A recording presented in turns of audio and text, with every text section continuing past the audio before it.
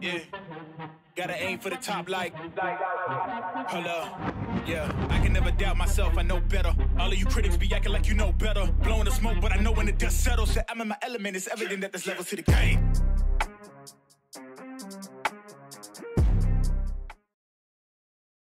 So what's going on, people? Today I have a special guest on my show. It is the person that I looked up to as a youngster and still look up to this day. It's my older brother, Justin. This is a Thanksgiving episode. So with it being Thanksgiving tomorrow, I decided what better time than to have family on than this week. So, bro, I'm glad I, shot you a text and said, hey, you want to come on the show? You said absolutely. And I appreciate you kind of clearing things out and before Sunday football starts, for us to get on here and chop it up a little bit. So welcome to the show. Good to have you on. Yeah, man, this is awesome. I've been a big fan of what you do. Of course, I follow, and certainly was happy I had the time to sit down and chop it up with you a little bit. Yeah, I'm gonna try to get through this episode without getting emotional, because having my brother on my show is a really big deal.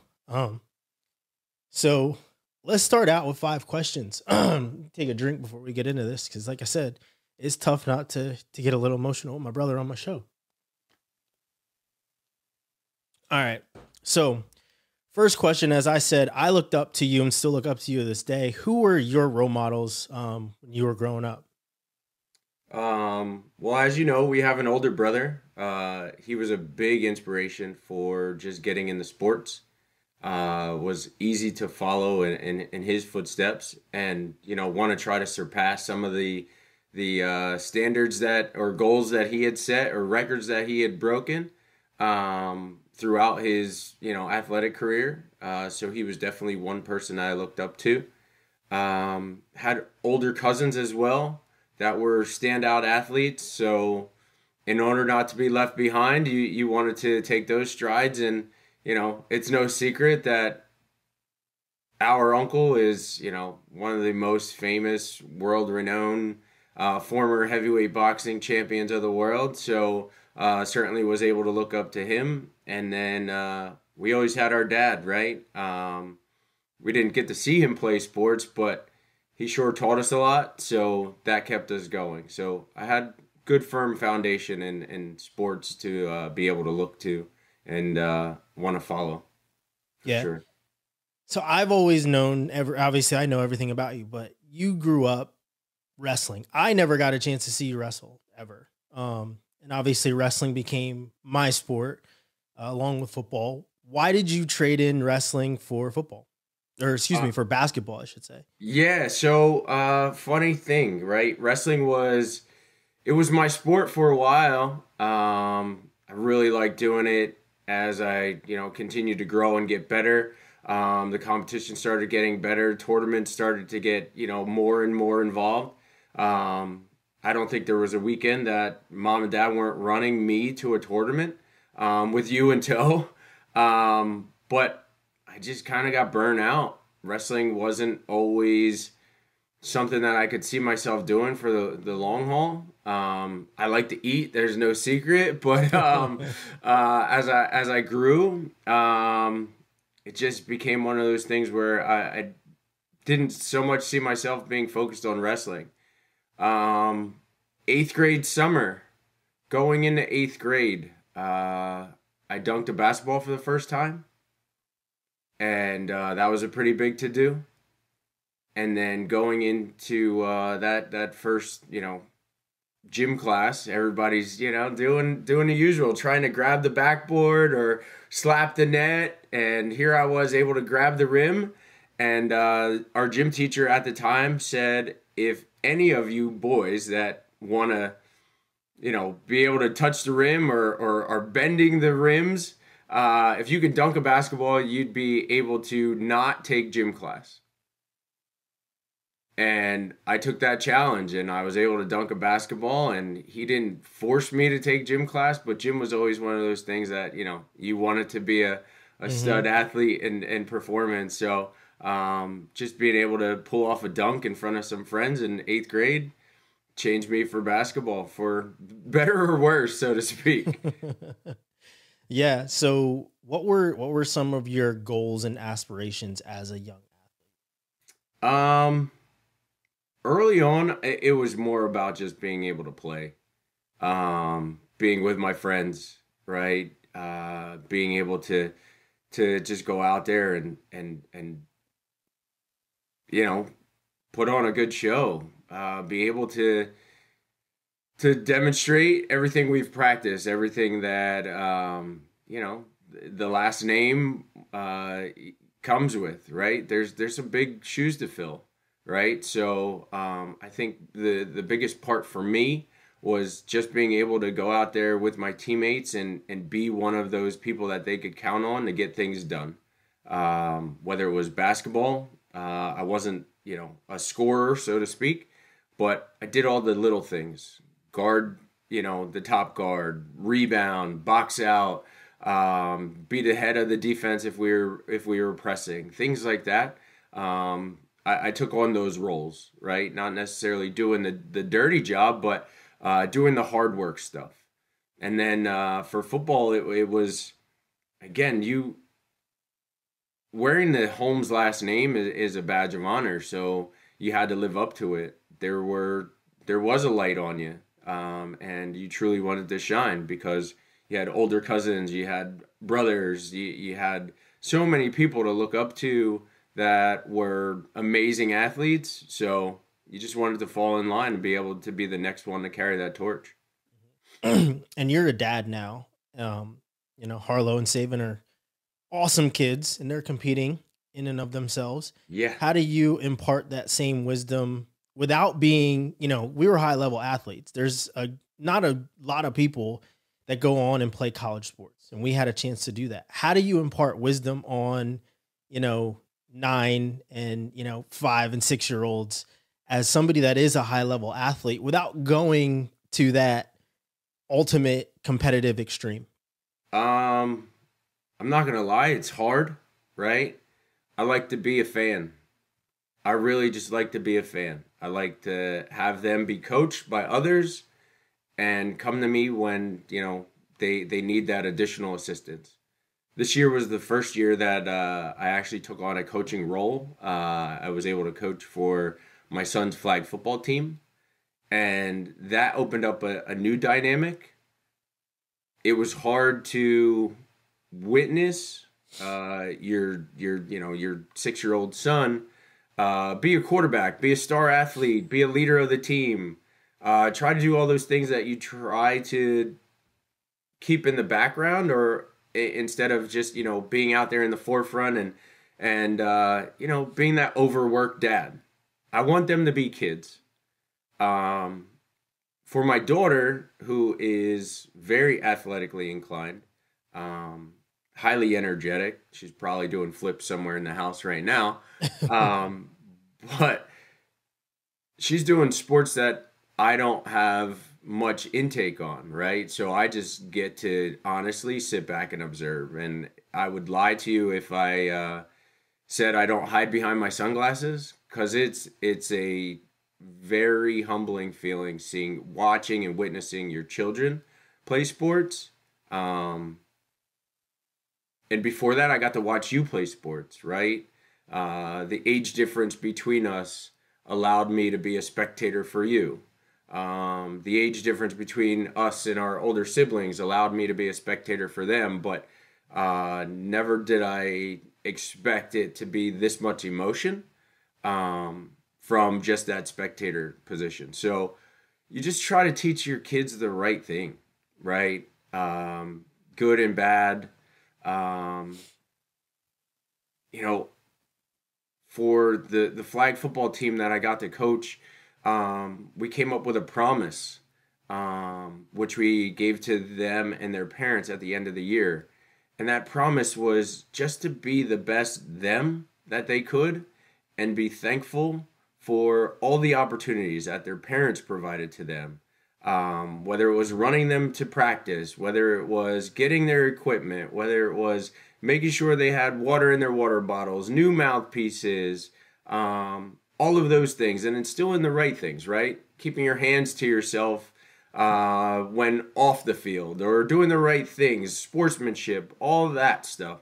That is the most important piece of it, to where, that's the rewarding things.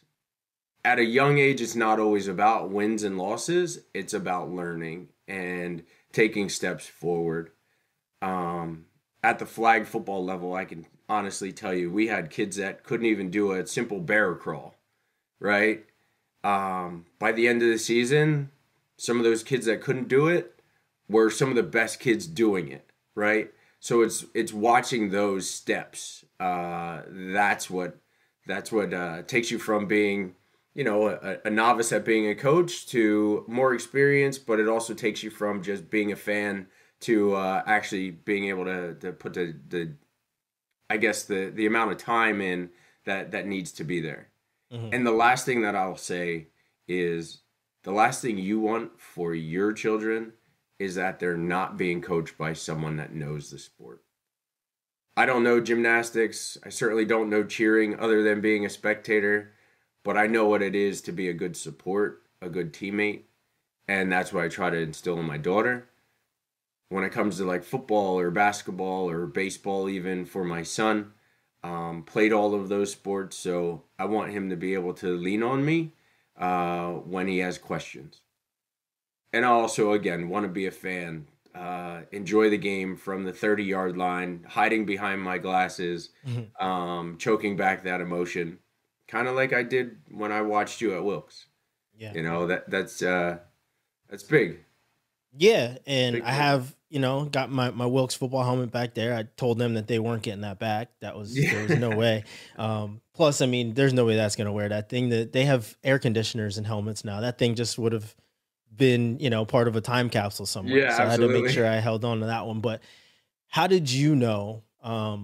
We, like you said, we grew up with seeing sports at the highest level. We were absolutely. At Caesar's Palace. We were front row. We saw all these different things. We were around NFL players, actors, you name it. We saw all of it growing up.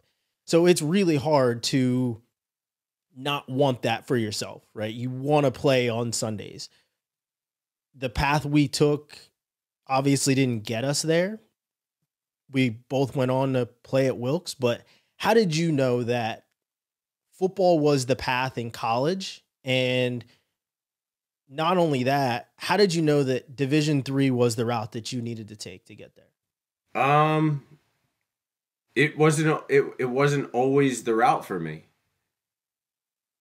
My senior year, I broke my collarbone in high school, 4 games in, and the letters stopped coming. So Division III wasn't on the plate at the time. I was thinking Division I. I was thinking possibly Division II, maybe, if I was going to play football at all. Because baseball was my sport, I was getting the most looks for baseball. And the most travel time, like I said before, like recruiting trips is when I really got to share quality time with Dad. Mm-hmm. Right? Having those conversations on road trips or, trips to schools that were out of town, that's when I got to learn more about just what it was to wear the name, right? Or how proud they were of us being able to, carry that torch or the flag, so to speak. Division III football came into play when there really wasn't another option other than to go far away. And I just thought to myself, I don't want my parents to miss a game, and I don't want to be that far from home. So that was the driver. And then once I got an opportunity to speak with Coach Sheptalk, it was, this is the place I want to go. This is where I want to be. It seemed a lot like home. Wilkes-Barre and Easton don't have a whole lot in common, but when it came down to the school and the people that went to the school, I felt like I was in the right place. Yeah, I mean, for me, there were a lot more people that were from home when I got to Wilkes than for you. You know, so Sure. I mean, you're around some of my teammates now. I mean, Piz was one of the, you know, the coaches with you at Forks. He coached a level up from you. Yep. I had to cover him every day. You know, that was rough. He was, you know, All-American tight end in Division III, and I had to cover him all the time. So like, you know, I had pieces of home. Plus, you know, I went to Wilkes because you went to Wilkes, and I knew it was somewhere I could trust, right? Sure. It wasn't something that I was walking into blindly. Obviously, you know, I looked at the Wideners and I looked at, you know, the Del Vals and Susquehannas, but you know, when it came to playing football, because I was getting Division I looks for, you know, wrestling, but at that point, my passion for wrestling had, you know, gone by the wayside because of a coach or whatever else. But, you know, for me, I had seen you do it. And that's how I knew that it was the right path for me. And one of the things that you and I have talked about before is, and you've said it, we have the name, the Holmes name that comes with the bright lights, whether you want them or not. You know, you Yeah. have it. You know, every single thing that we did was more so attached to Uncle Larry than it was to Dad.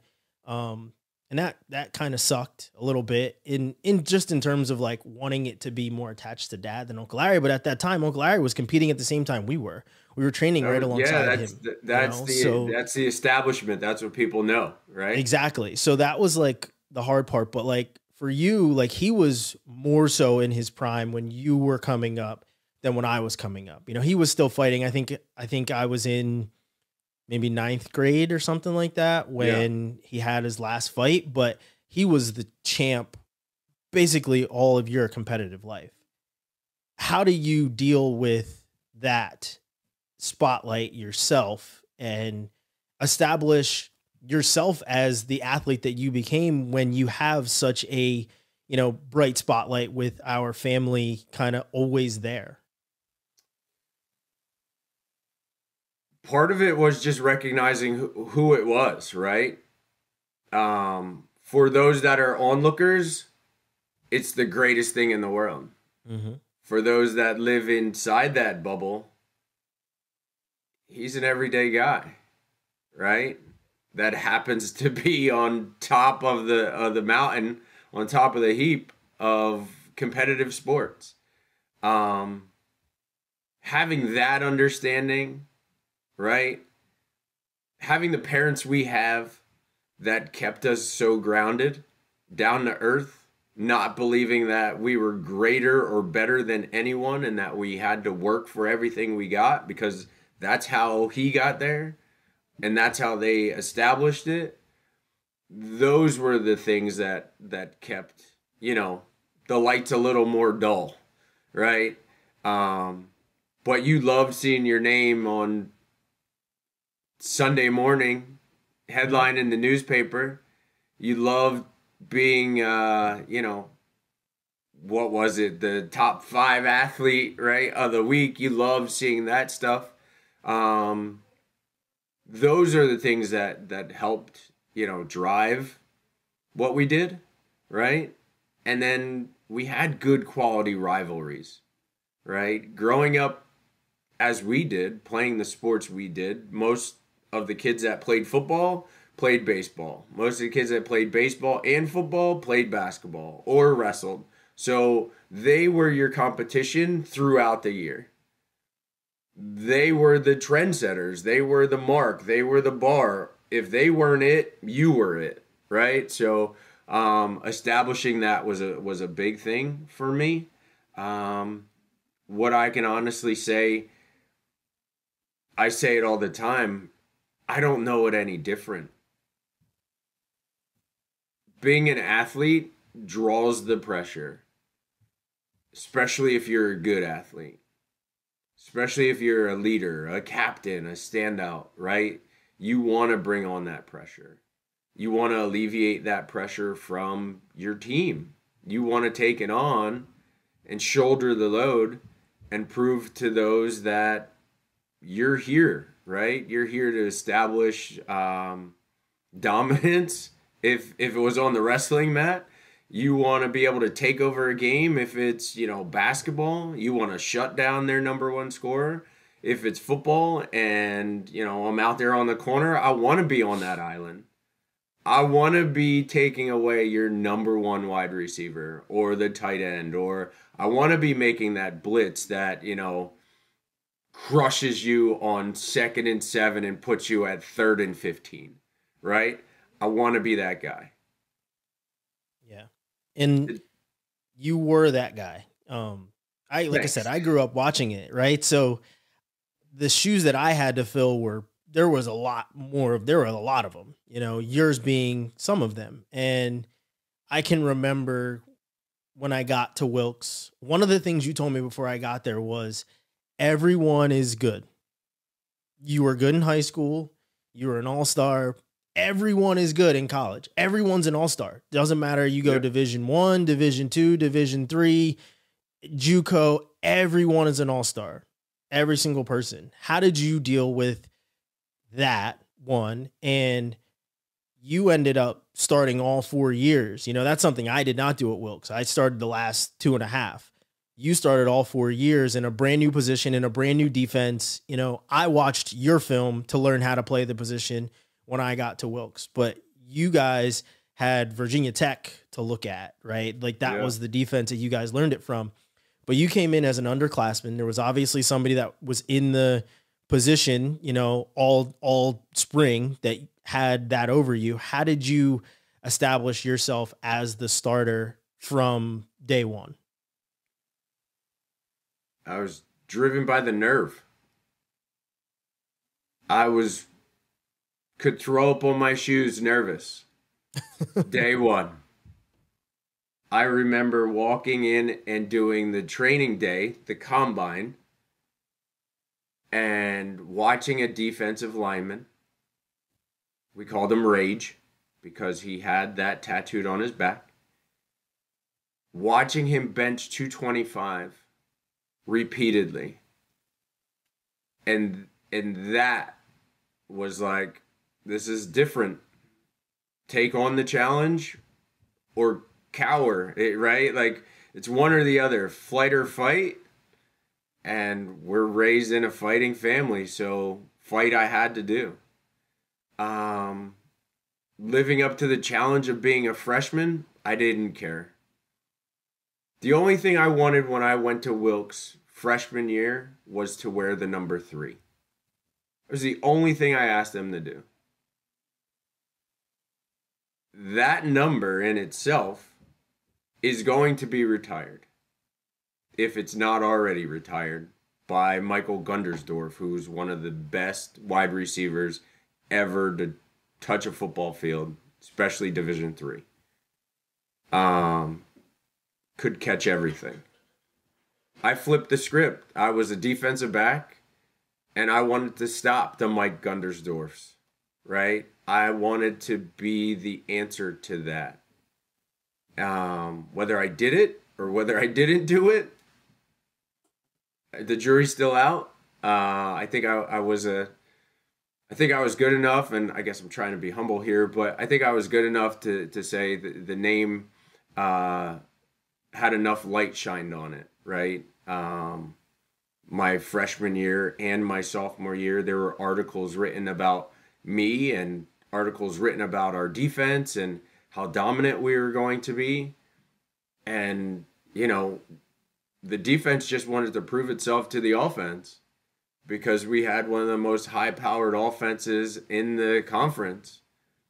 Stud running back, stud wide receivers, solid tight ends, a returning punter that, averaged something like 55 yards a punt. We had all the weapons, right? So I wanted to make sure I was doing my part to fit in. And again, I was always in a leadership role. I always took on that challenge. And I had to prove it to myself. Again, I broke my collarbone my senior year of high school. So I only got to play 3.5 games of football.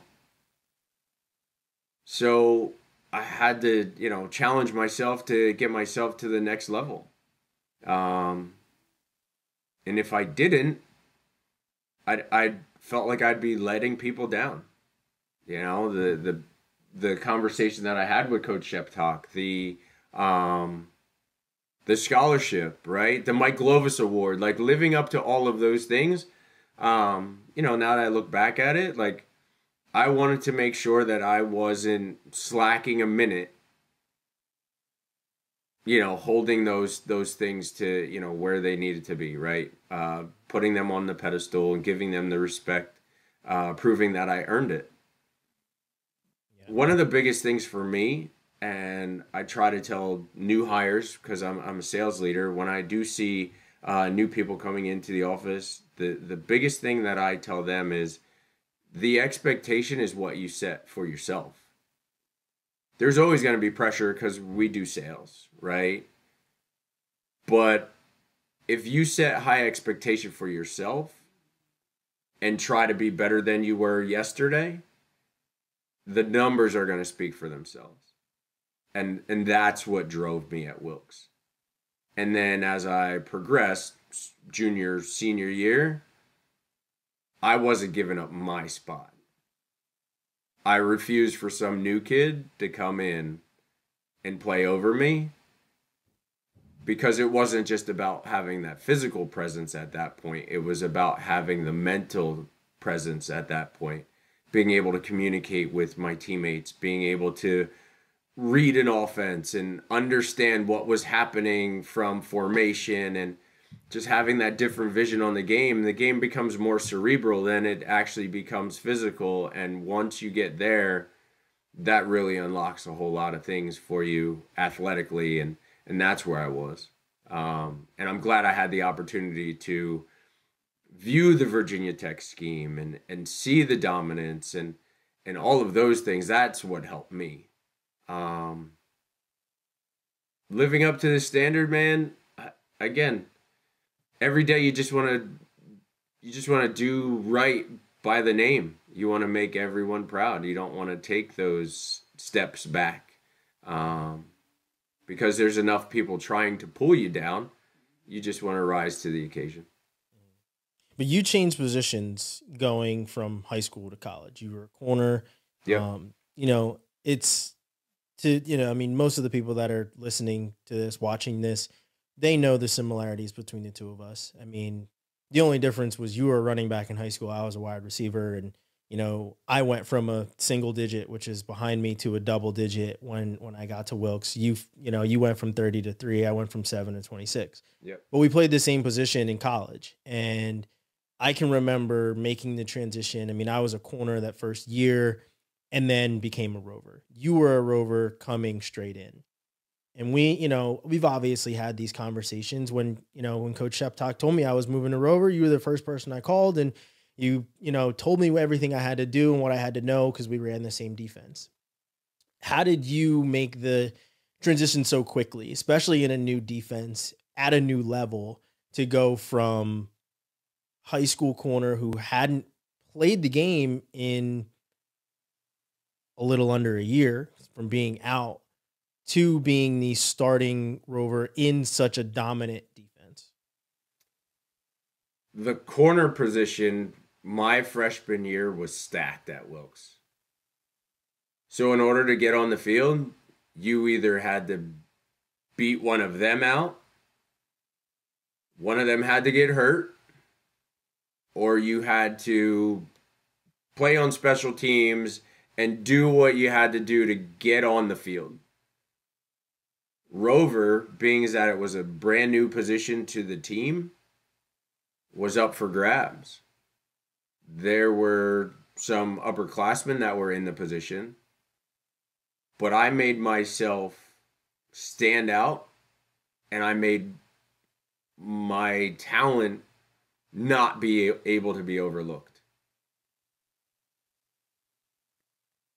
Just by making plays, pass deflections, tackles, reading formations, watching film, first one in, last one out. that type of mentality is what put me in position to play the game. What was your welcome to college football moment? Mine, thank God, happened in practice. Never forget it. I was on my first blitz during live period 1-versus-1, and I decided, when they tell you you're not going to get there, so try and get up there and knock the ball down. That's what happened. I was blitzing against our best lineman, who just happened to be like 6'3", 6'4", and he caught me in the air because I tried to jump and knock the ball down. He caught me, he brought me down to eye level, and he said, "Don't do that." And he sat me down like I was just like a child, like on my feet. And I was like, all right, got to learn to be quicker than these guys. What was your welcome to college football moment, and how did it leave a lasting impact on you? Welcome to college football moment. Muhlenberg. We scrimmaged Muhlenberg at Muhlenberg. They ran a double reverse. I was matched up against the slot receiver. He went in motion from the right defensive side to the left. They snapped the ball, and he looped back around. The play started towards me, so it started right. I started coming up, or actually it started away from me. The play action started away from me, and that guy that motioned across, which I didn't follow because we were in a zone, he then got a reverse handoff. And not paying attention to the guy that was outside of me, the wide receiver 1, I went to make my drop step and open towards the sideline. And as I opened towards the sideline, he ear-holed me. My head bounced off the turf, and he stood over top of me. AstroTurf. That was horrible. He stood over top of me, and he said, "Welcome to college football, Holmes." And I believe to this day that was probably one of the kids that was a chaperone when I was being recruited by Muhlenberg. That pretty much took my head off. That was welcome to college football, right? That was head on a swivel. If you don't see it, you get laid out. Football was different then, for sure, right? Today's game, he's ejected probably for spearing. Things like that. So yeah, my welcome to college football moment was there. That I'll never forget it, ever. Yeah, those are moments you certainly do not forget. And everybody has tough moments. I had a tough moment. I mean, I gave up a 99-yard touchdown in college. Like, it happens. You know what I mean? I'm like, it is what it is. And it happens at all levels. I mean, we met a guy that ran 99 yards. I mean, Tony Dorsett did it in the pros. So I'm like, I'm not immune to giving up a touchdown here either. Happen. You know what I mean? And that short memory type of thing that you have to have as a football player, especially as a defensive back who can, give up big time touchdowns like that transfers over into life. And, it's probably a gift and a curse, because now you just kind of let things roll off your back sometimes, or, you just have that short memory where stuff doesn't get to you as much. And, but like, what would you say you've taken from sports that is implemented every single day, even though you're not strapping on a helmet? Every single day, I would say, 1, believe in yourself. Believe in the ability that you have. 2, be better than you were the day before. And the third one is be grounded. Be willing to understand and listen. When you rush through things, it often puts you in positions that you either can't get out of, or you kind of trap yourself, right? For me, my welcome to college football moment I trapped myself. I was way too ahead of myself trying to, get to the front side of the play when I should have stayed home, knowing my principles. Now, as I progressed in my college career, that stay home moment stayed with me. I always made sure, head on a swivel, see the backside, see the play throughout. Read and then react, not react and react, right? So that's the translation for me. Constantly trying to be better than I was yesterday for the organization that I work for. We're a leader in so many categories. Data and analytics is what we do. So we have to answer to so many different styles of people, so many different industries, right? So listening is very key. It may seem similar, just, the nature of the business that they're in, but everybody's story is different. So give them the chance to tell it, and, then you put yourself or you put your product to their need, addressing the value.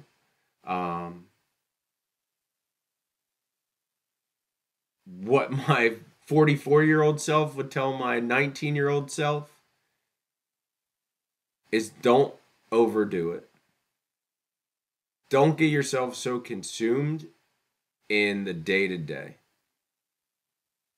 because life is happening and it's not guaranteed.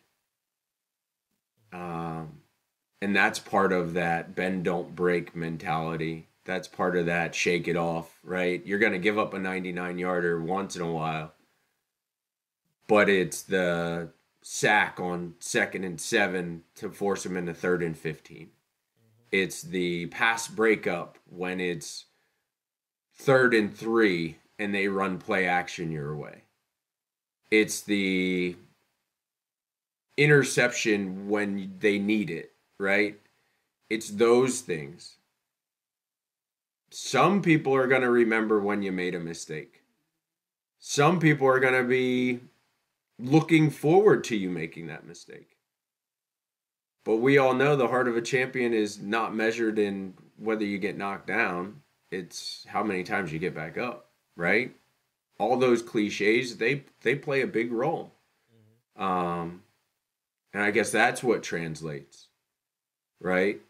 Being able to play for a number 1 defense in the MAC, being able to be all area or all conference, and doing all of those things come with just having a firm foundation, good principles, being sound, read and react, that type of thing. Don't rush in, but again, be better than you were the day before.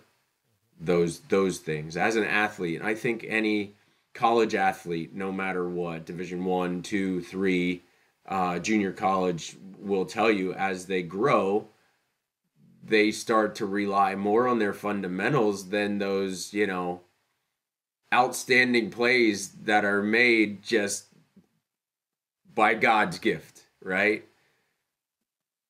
The one-hand interceptions, yeah, you can practice that every once in a while, right? You can try to do that.